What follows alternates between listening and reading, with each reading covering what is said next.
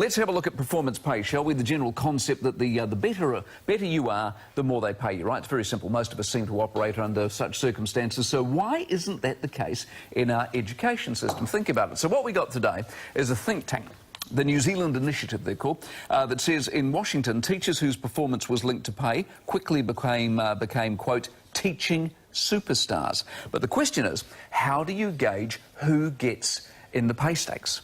So in Washington, it's the students' results, not a final mark, but the progress that a child has made since their first assessment. Secondly, it comes down to surveys. What do students and school leaders think about the teacher's performance? And finally, teachers have to show they work to good classroom practice.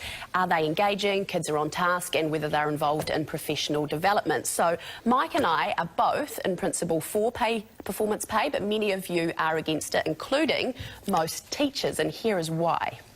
You have students who are hungry, who have complex family circumstances, who have a variety of contingent factors that's impacting on their ability to achieve.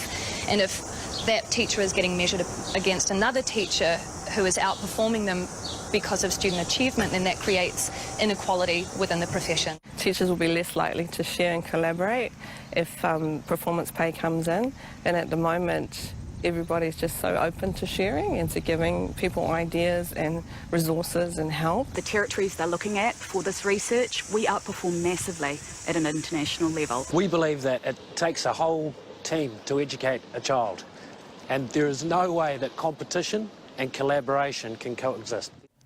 Here's why, at least in part, they're wrong.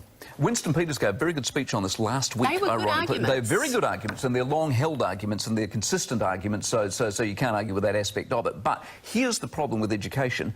Recruitment's a disaster. No one wants to be a teacher anymore. Because of the pay. And the quality of people they're putting into schools is not as high as it used to be. Ask yourself why. Because, and the way they pay teachers, you and I have been in the classroom for very poor. They need to be paid double what, but you've got to pay the good people, because it's all based on how long you've been in the classroom. You've been 2 years, I've been 2 years, we're the same. Yeah. And yet everyone knows. What do we know as parents and pupils?